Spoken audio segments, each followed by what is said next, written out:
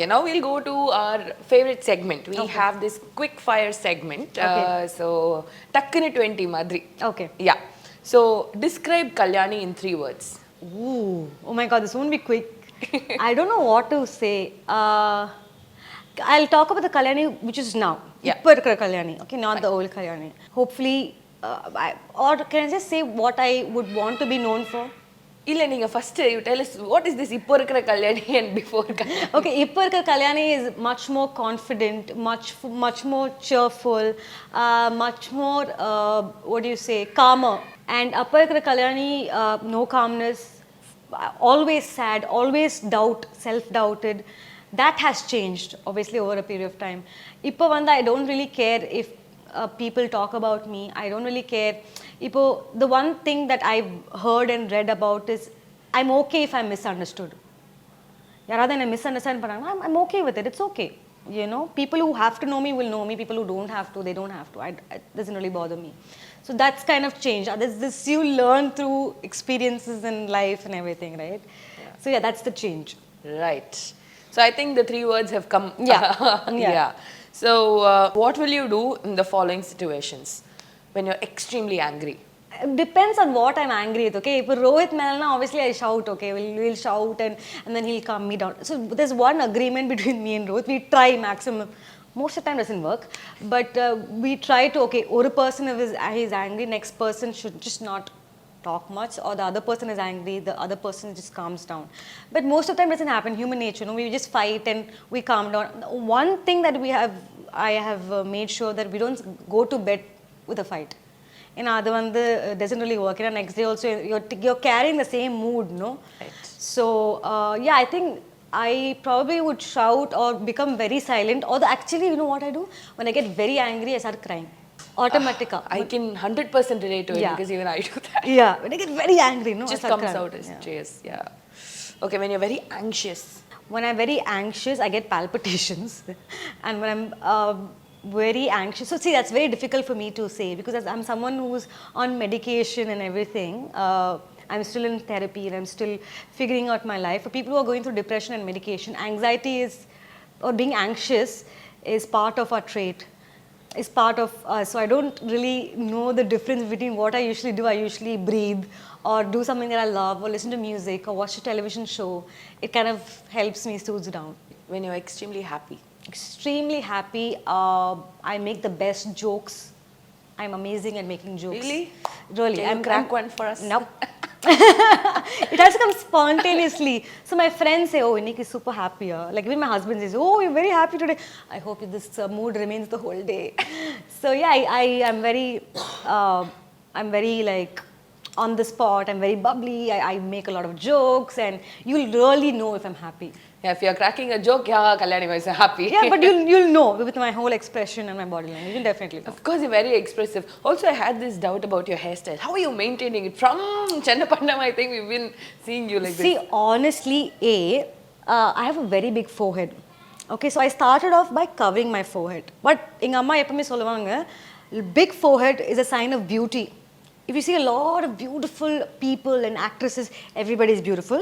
But what I'm saying is what is perceived beautiful. Right. They all have big forehead. And so she kept telling me, Lavanda, grow it out. But somewhere down I was a little conscious.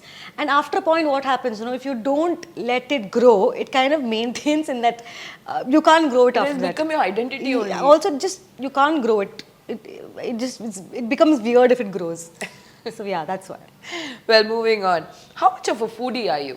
I love food. Like cuisines are my thing. Like any new restaurant, I'm there to try it. Okay, so my mom was also a foodie. So we would, without fail, first of every month we have to go eat some food.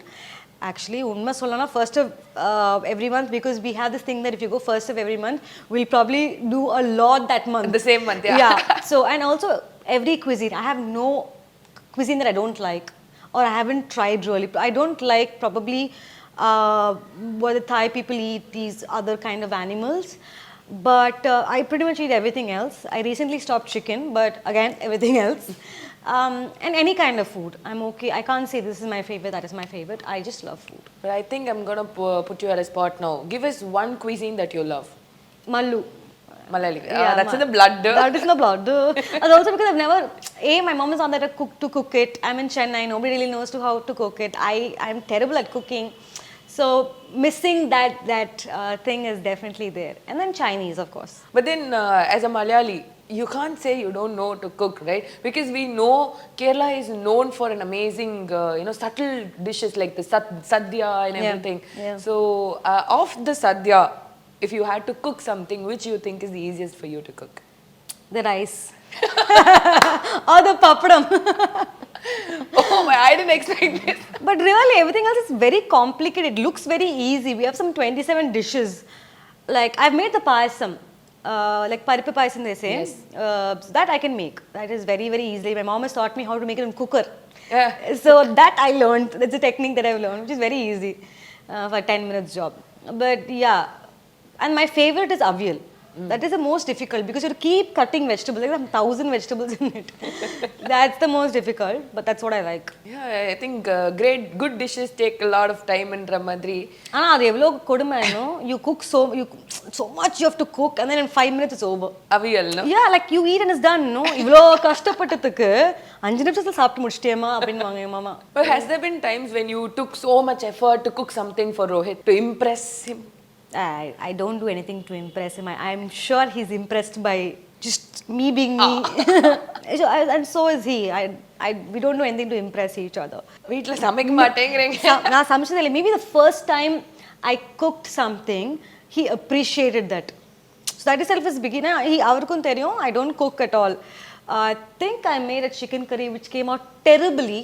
Very, very bad it came out. Like the chicken had become all like... And also I made a sambar which became a rasam. So like in Kerala we eat rice, chicken curry, sambar and all of that. So that's the style I was trying. The chicken was, I can't believe I could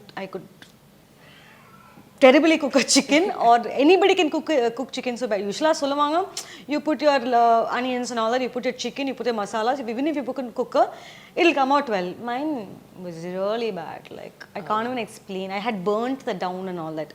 So, but he was impressed with the effort that I made. Yeah, efforts matter. Right. You being such a big foodie, have you tried any weird food combinations? Or something like the weirdest food that you've ever had? I don't eat weird foods. Like you want only good food? Yeah, like I'm a foodie, but I make sure it's good. I'm not too experimental. Like even if I probably go to Japanese, I'll have sushi which I prefer. I like a cooked sushi. I don't like the one with tuna. No, that's not my thing. So yeah, my weird thing is I have curd with everything, like when dosa, idli, chapati. So that's my weird thing, like bread. That is not weird when I can bread. connect. I know yeah, it I think well. it's that. I think that's in Tamil blood also. Bread, like anything you give me with curd, I can have. Yeah, curd is fine. Okay, they're gonna comment and guess. Right. So who would you choose for the following? I'll give you situations from Indian cinema. Right. So for a good lunch. For a good lunch, I'm sure Vijay Sethupathi, because he apparently is a very big foodie, and he loves to feed people, and he'll know the right food, no? Which is good. How will be the conversation? Like, how will the conversation look like? I think we'll probably sit in the chaplangote and he'll probably be seeing like, okay, unakku enna padangal pidikum, or idu saaptu paar, but the best chicken, or where you'll get, the best fish, I think the conversation will be about where you get what.